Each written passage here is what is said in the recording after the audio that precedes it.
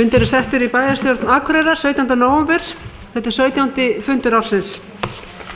Í dag liggur fyrir dagskrá í 5 liðum og fyrstu 2 liðirnir eru afgreiðslur skipulagsstjóra og einhver sem óskar til að taka til máls undir þessum fyrstu 2 liðum. Gerður Jónsdóttir tekur til máls.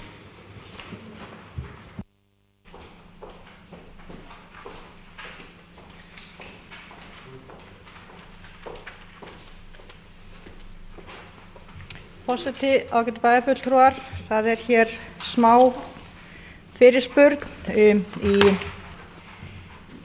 fyrri fundargerðum sem við erum með hér. Það eru Víðivelli 6, deiliskipulagsbreyting. Mig langar að spyrjast fyrir það hvernig á því stendur að við erum þarna með svæði sem ekki hefur verið deiliskipulagt. Þessi afgreiðslan af þessu sú að skipulagsstjóri frestar erindinu þar sem ekki til deiliskipulag á svæðinu. Óska eftir frekari grenndarkynningargögnum til að geta lagt erindi fyrir skipulagsnefnd. Erum við með fleiri svona svæði í bænum sem að falla undir þetta og hvernig má það vera? Nú þetta Eyrin þarna niður frá sem náttúrulega hlýtur að liggja fyrir á næstunni að fara að skoða svolítið vel. Þannig mig langar til að fá að vita hvernig þessu háttað, af hverju í ósköpunum þarna ekki deiliskipulag á svæðinu.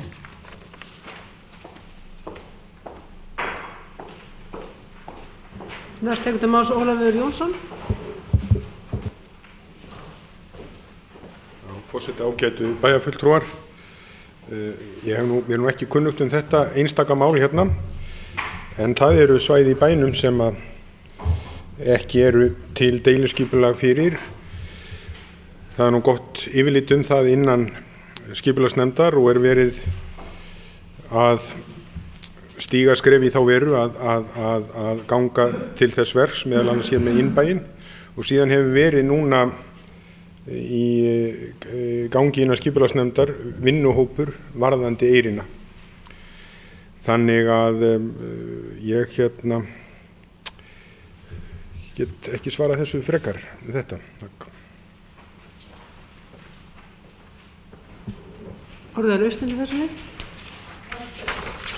Já, stutt, Gerður.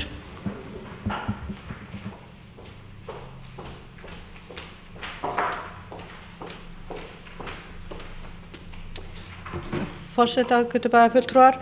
Það var nefnilega þannig þegar ég fór að skoða þetta og ætlaði mér að nýta mér vef Akureyrarbæjar þar sem þegar maður fyrst kemur svona inn sem varabæjarfulltrúi þá var ekki hægt að sjá nokkra einustu deiliskipulagstekningu á vefnum, því miður, hvort að þetta sé eitthvað tímabundi sem þetta eins gat ég ekki fengið upp aðalskipulagið, þannig að þetta eitthvað sem við þurfum að kíkja á, þannig að þegar fólk vill skoða svona einstaka það sé þá hægt að gera sér grein fyrir þessu svona á myndrænu formi.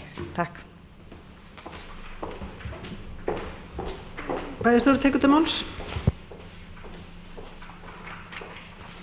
Forseti, ágætu bæjarfulltrúar, eins og bæjarfulltrúi Ólafur kom inn á þá það þannig að nokkur svæði í bænum held ég að gildi að þar ekki til deiliskipulag, þau eru þá skipulögð og fyrir þann tíma að þess hafi verið krafist, gerir ég ráð fyrir án þess að þekkja þá sögu nákvæmlega. Varðandi síðan þessa ábendingu gerðar, þá hún bara góð og gild og tekin til greina en bendi á að menn nýti sér einfaldlega starfsmenn bæjarins og ski eftir upplýsingum frá þeim ef að mönnum þykir vanta fyrir bæjarstjórnarfundi.